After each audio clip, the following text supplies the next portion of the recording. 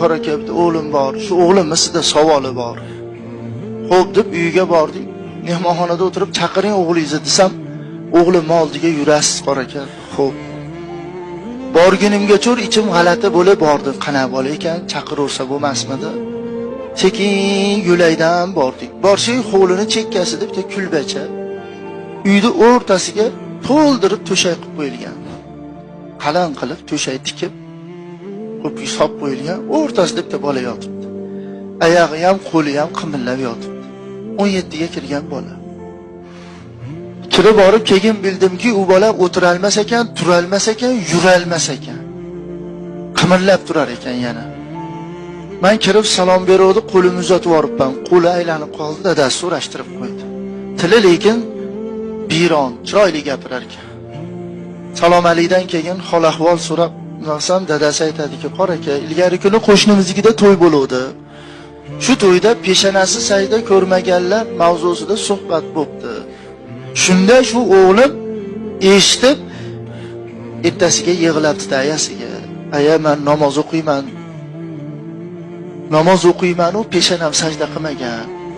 Qiyomat kunida shu ahvolimda yashab, yana o'shalar bilan qiyomat kunida tirilamanmi peshonasi sajda ko'rmaganlar bilan?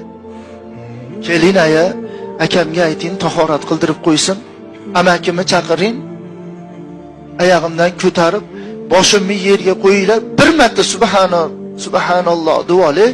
Qiyomat kuniga borganda, ey Robbim, hech bo'lmasa men bir marta bo'lsa ham peshonamni qo'yib subhanalloh deganman, subhana robbiyal a'lo deganman deb aytaman deb yig'lab turyapti. O'g'lim, jon o'g'lim, qiynama bizni desa ham yo'q deb turyapti. Amakisini, akasi tahorat qildiribdi, amakisini chaqirishib, aka-ukalar, ayol xo'p deb niyat qilyapti, oyog'ini ko'tarishib tepaga. Qancha oyoqni tepaga ko'tarsa, bosh yelkaga qarab qimirlarmishdi. Majburlasa ham bo'lmadi. U yerga yotkizishib, hozir dadangni chaqiramiz deb o'rtog'imni chaqirishdi. Kesam yig'lashyapti. Nima bo'ldi desa, shunaqa deyapti. Kelinglar mayli, armoni armon bo'lib qolmasin deb oyog'ini ko'tarishdi. Men bo'lsam boshini ushab, kuchimni hammasini ishlatdim ham yo'q, boshni yerga qo'ya olmadik.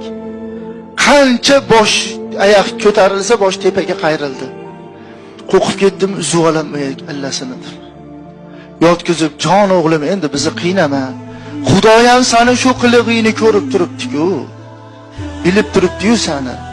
Sen shu holatda namoz o'qishliging o'zi katta nima desan? Endi qiyomatda nima deyman dada deb yig'labdi.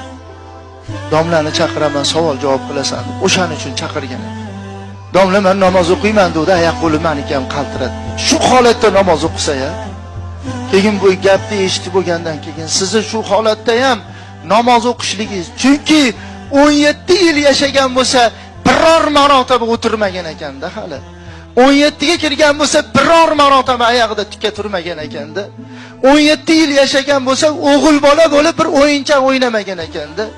17 yil yashagan bo'lsa, o'g'il bola bo'lib bir ko'chaga yo hovliga chiqib yugurmagan ekanda. Yo bir o'yinchoq o'ynamagan ekanda haliga bola. Lekin o'sha holatda ham namoz o'qishligini aytmaysizmi? Siz dedim shu holatda o'zi namoz o'qishligingiz qiyomat kuniga borganda peshonasi sajda ko'rmaganlar bilan emas, peshonasi sajdada jon berganlar bilan tirilasiz deb ko'nglini ko'tarib qaytib keldim. Bir 3 yilcha, 4 yilcha o'tdi-yu, bir kun yana telefon qilyapti. Yig'layapti dadasi. Borsam, chorsib aylab turibdi. Ha, nima bo'ldi?